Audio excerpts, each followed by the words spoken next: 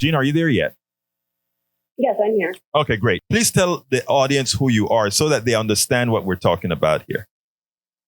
Sure. So, my name is Gina Calanni, and I'm a former Texas State Representative for House District 132, which prior to redistricting, which is a fun topic, covered part of West Houston, Cypress, and Katy.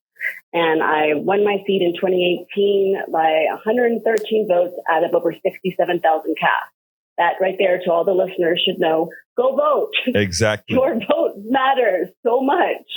And so I won in 2018, and I did not win my reelection in 2020. There's numerous different reasons and theories on that as far as things go. Part of it had to do with COVID. We weren't able to knock on doors like we were in 2018.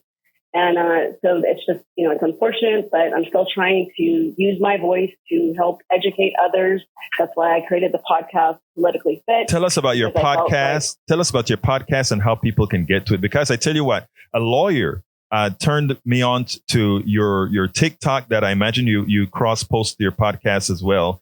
And when I sat down and listened to the podcast, I'm like, I've got to have you on the show. Oh, thank you so much. Yeah, the podcast is Politically Fit. You can find it everywhere that you go to get a podcast. It's available. You can go to the website, politicallyfit.com.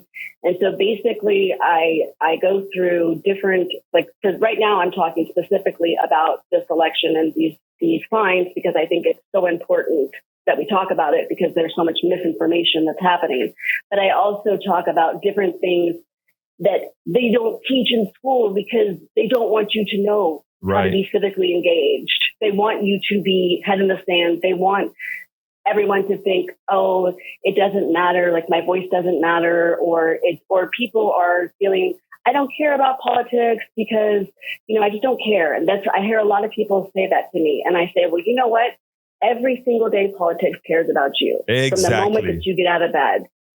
And I was talking to my youngest son yesterday, and he said to me, well, I don't want to be really politically active when I'm older. And I said, well, just make sure that you're voting. And he goes, well, I don't care about politics that much. And I said, well, politics cares about you. I said, in this house, politics is happening. I said, even if I wasn't here, it's happening. The light, our electric grid, right? That's political. I am so glad. The prices that are set. Gina, I'm so glad that you're saying that, because I think first and foremost, people need to get up and vote tomorrow. Gina, I was a lawyer called or sent me a text early this morning, and she saw some TikToks that you did explaining this real bond issue in detail. So what I'm going to ask you is pretty simple.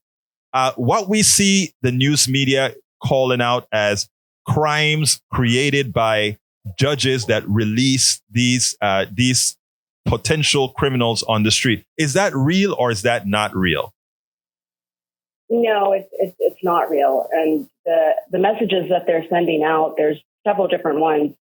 I researched those specific cases that they're using as ads, and the information that they're presenting is false. Like there's one instance where a person was murdered in 2020, and the son said that the guy that murdered the woman had been arrested 67 times. And so I thought, whoa, that's crazy. What happened? And so I went and I researched this guy's record. And the majority of his record, I looked specifically for assault charges or anything of violent crime. But from 2006 was when he had his first arrest here in Harris County. 2006 to 2011, he had 40 arrests. Those arrests were all like possession of marijuana or trespassing. He has his first assault case in 2011. He goes before a Republican judge and sees Republican judges for the additional 5 assault cases up until 2017, right?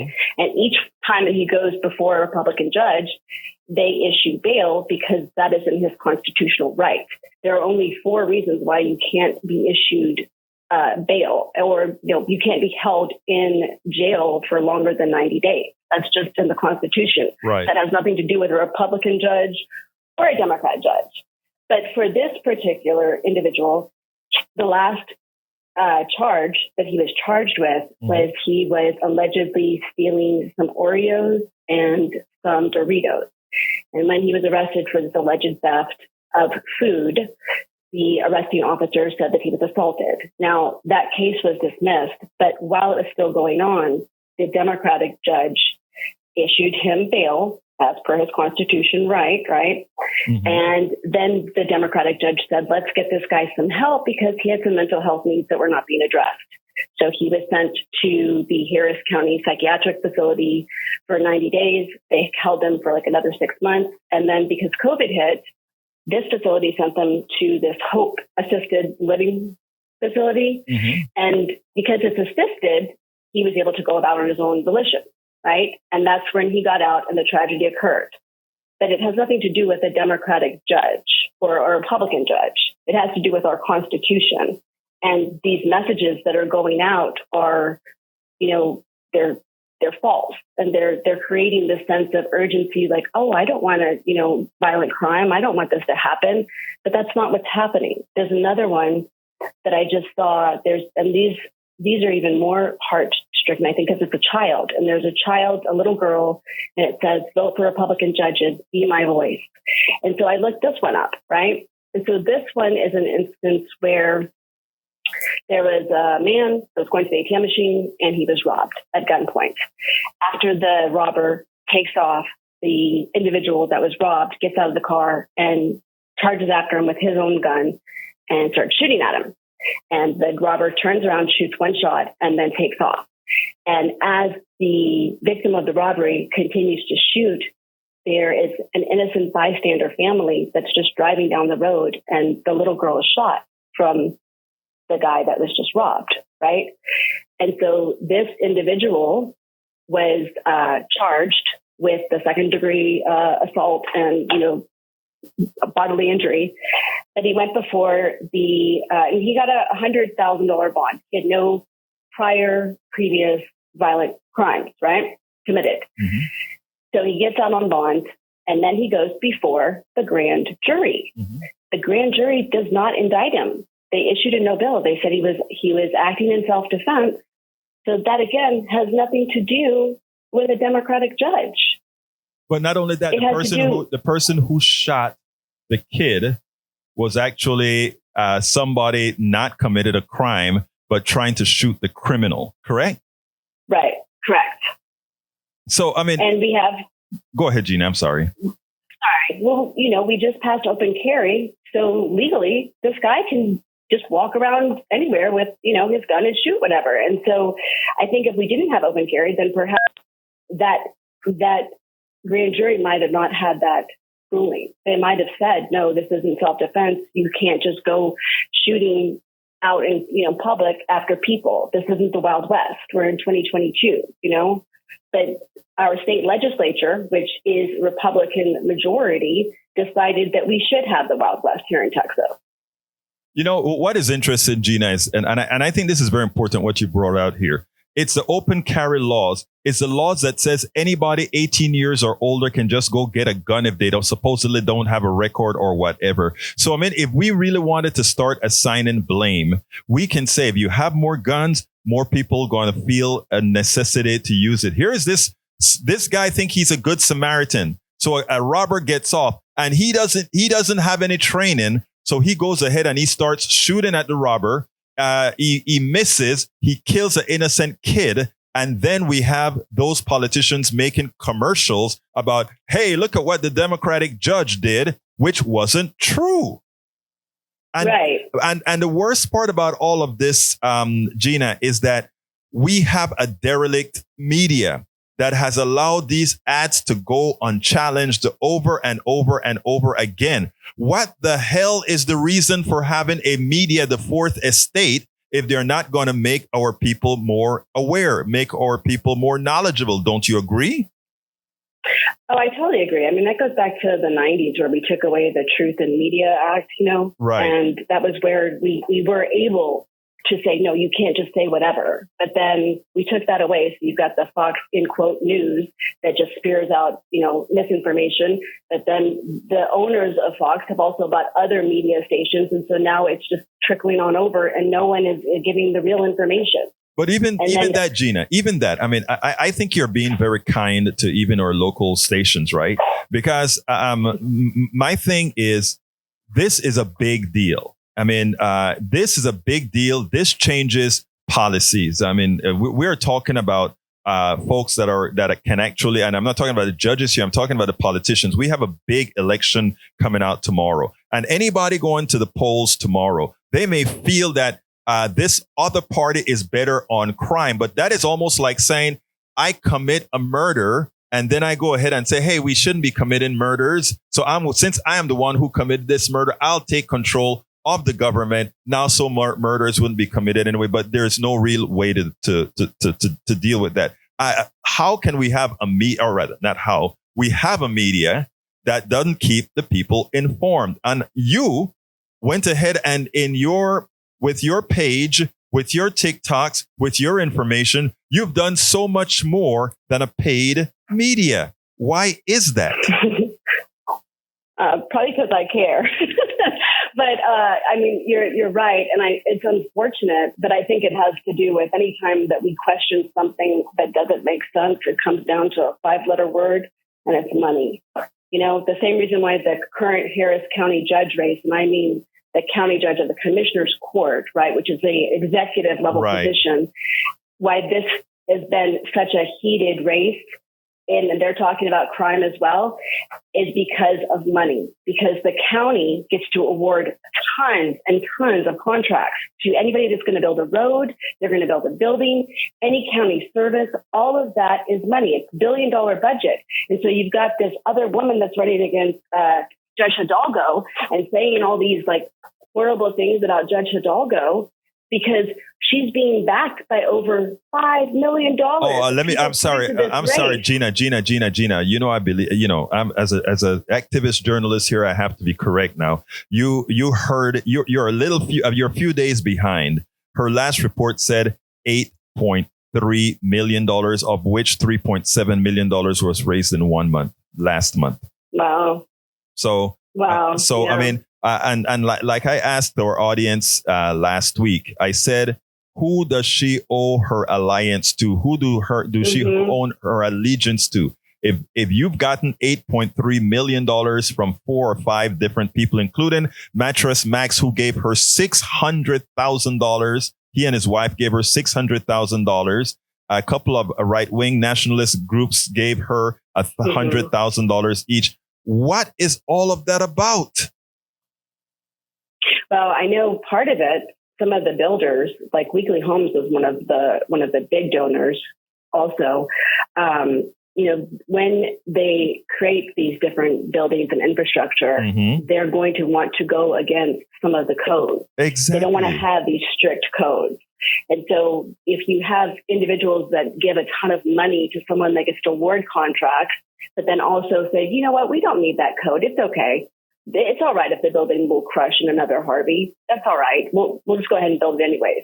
That's what you've got here. And it's really bad. And you know what is so interesting, Gina, even under previous commissioners, etc. I mean, I don't know how old you are, how long you've been in Houston, but I remember when, you know, the Barker Cypress reservoir was actually built to hold water, not to hold buildings. And then suddenly I started to see buildings showing up in these areas because, somehow they got permitted. I mean, this is what we're talking about. And Texans are going to vote tomorrow en masse.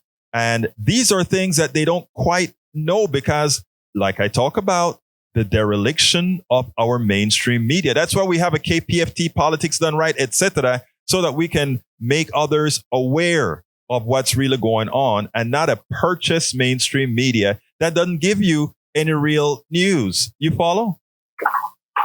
Absolutely. That's why I started my podcast, Politically Fit, because I'm a former Texas State Representative. And so I wanted to give people kind of an inside scoop of what really happens behind the doors of power and how they can use their voice even when they're not in that room. And so that's something I'm trying to do. That's why I went over to TikTok, because people were telling me, like, that's where the people are. And I'll tell you what, that's where the people are. And they're watching. And they're saying, oh, my gosh, so many people commented on some of my TikToks about those judicial races and saying, thank you for doing this research, because they were going to go vote for Republicans. There are a lot of people that are voting on the judge issue based on a lie. And Gina is, square in the square right here. I don't remember the phrase that people use. And I hope you're lit. Do you remember what it is? I don't know. I don't know. The mind is fried sometimes, But anyhow, here's the deal, folks. Tomorrow is election day. And a lot of you probably have already voted on false premises. But that doesn't mean that you cannot contact your neighbor, your friend, your family, and others with the learned information that we've gotten here from Gina Calanni. Because it is former Texas State Representative Gina Calanni. She knows her stuff. I brought in Juanita Jackson last week, who knew her stuff. We have to not allow a plutocracy that owns our media to allow the crap that they tell you day in and day out to cause you to vote against your own interest.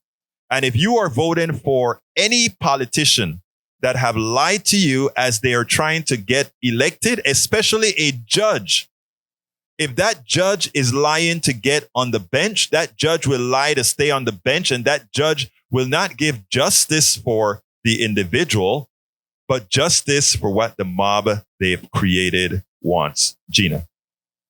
Exactly. Yeah. And it's so important, these judicial races. I know that that's something, A, go vote. B, do not be an undervoter. An undervoter is someone that goes in and says, well, I know I'm going to vote for the governor. I know I'm going to vote for lieutenant governor, maybe my congressperson, but I don't know any of these other names. So I don't know what to do. And they get nervous, they get anxiety, and they just go and submit and just leave them off. Well, what happens with that situation, like in 2020, President Biden won my district, and I lost by the 3,000 undervote of people that didn't go down ballot. They just voted for the top, and they didn't go down. And I'll tell you why that happened, which I'm sure you know, but maybe some listeners don't. In 2018, that was the last year that we had straight ticket voting here in Texas. And we had that for a reason, because Republicans knew that Democrats would not go down ballot, because there's a saying, Republicans fall in line, Democrats have to fall in love. So Democrats, we have a lot of work to do, where we've got to say, hey, even if you don't think that's the best candidate, you still need to go vote for them, because this is it's not a marriage. This isn't a life sentence. If you didn't like what they did for these 2 years, the next time go vote for someone else. But you still need to vote. And it's good to identify with a party. You don't have to identify with every single issue that the party says. But you can say that, you know what, for most of these issues, I'm going to go ahead and vote this time. And I can tell you, as far as these judicial candidates are concerned, this is a very serious situation, because you have people saying, like, well, why were they out on bond? And like I said, it's their constitutional right. But if they don't have any of those contingency reasons as to why they can't be let out, then you are innocent until proven guilty, or you are innocent unless proven guilty, right? So let's say you are charged with a crime that you did not commit. Don't you want to be able to wait for your time of trial before that happens in your own life, and be able to go to work and go see your family? Or do you want to sit in a jail cell until the time that you get to prove that it wasn't you didn't commit the crime? Exactly. So that's why we have these constitutional rights. But I'll tell you what, if it keeps going the way it's going, if you want to vote for Republican judges and you want to vote for continue a GOP majority here in Texas, you can guarantee that they're going to take away your right to bail. And that you can guarantee there'll be an amendment on that. That is so important to note, Gina. Yesterday, I went to interview a whole group. I was very happy, because the Humble area Democrats, along with Clubs in Action, I went out there because I heard they were going to be out there, and I wanted to see politics in action, right?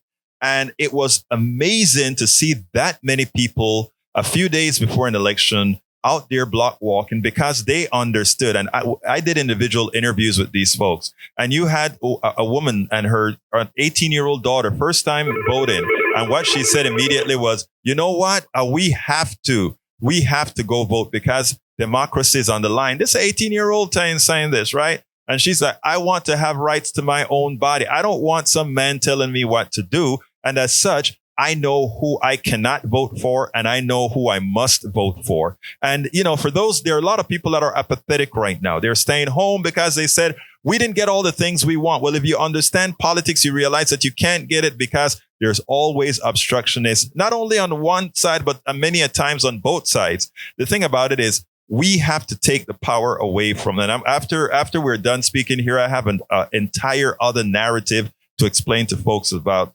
why their vote is so important, Gina. But like I said, when I reviewed your not your podcast, but you had some stuff that you put in on your podcast, on your TikTok, and I query TikTok and all these different social medias all the times because there are a lot of people, very smart people like you are, out there doing the research that really. I tell you something, Gina, this is important.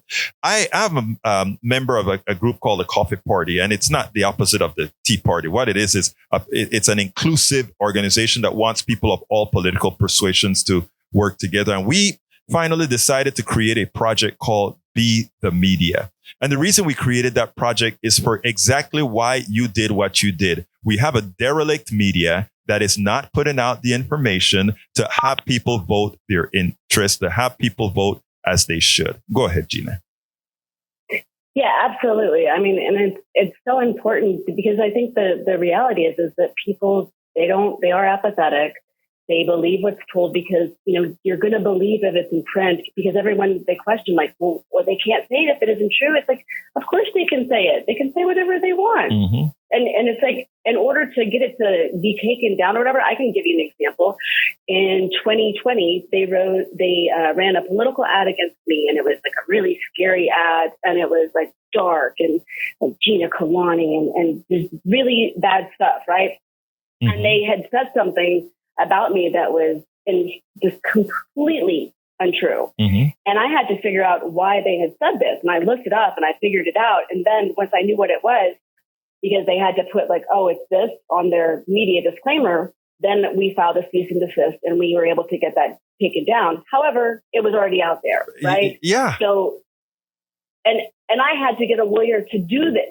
Right. And I can tell you right now, the difference between those Harris County judge race, I'm talking about, again, the commissioner's court, not the judicial races, but the difference in money is obscene. In 2018, I probably raised less than $100,000. Mm-hmm. And most of that money came in the very end, right? Because they ran a poll and they were able to see, oh, you know what? If we get the word out, then we could maybe flip this seat. And so that's what happened. In 2020, I had less than $1 million, right? Mm-hmm. Now, at that point, you got to look at the race. I'm an incumbent. And, so people are like, oh, she's probably going to, win. We got to hold this seat, blah, blah, whatever. The guys that ran against me had like almost $3 million. Wow. Okay. Yeah. And that's money that we know about. There's other money like that doesn't show up on his campaign report, right? Because people can run ads for, so like different PACs, political action committees, they can run an ad and it could be like for Gina Calanni. It could be like, Gina Calanni is the best person ever. Go vote for her. And they could run this ad all day long and they could spend like $5 million on it.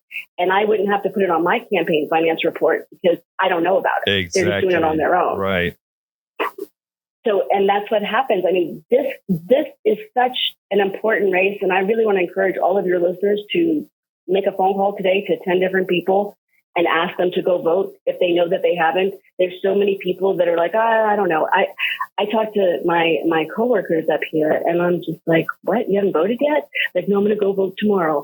And I know that that's what happens a lot with the election year, that people like to vote on election day. Right. And I used to be an election day only voter too, except the first time when I was on the ballot, I thought, wait a minute, if I get into a car accident or something and I'm in a hospital and I don't go vote, what if I lost my race by one vote and it was mine? It was your own vote.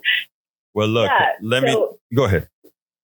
Oh, I was just going to say, I mean, now it's past the early voting time, but go vote early. And by law, you have 2 hours. You have 2 hours by law to go vote. Right. Okay. So if your employer says, no, we need you here, you say, well, I've really got to go vote. And the polls will be open until 7 p.m. And if you get there and there's a line, you stay in line. Don't get out of line, because even if it passed 7 p.m., as long as you're in that line by 7, you get to vote.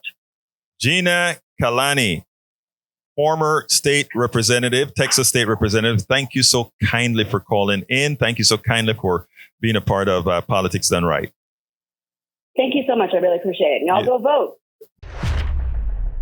We spend a lot of time deconstructing the news, trying to parse it into a form that everybody can understand. We try to find those little nitpicks where it flies above the fray, etc. If you really like these videos that we do, I want to ask a big favor. Please go ahead. Number 1, subscribe to our channel. And number 2, please join if you can. Thank you so kindly for watching. Keep watching. Please remember to share. We must populate the entire internet with our progressive message, a message that we know is what most Americans say that they want. So help us, please join.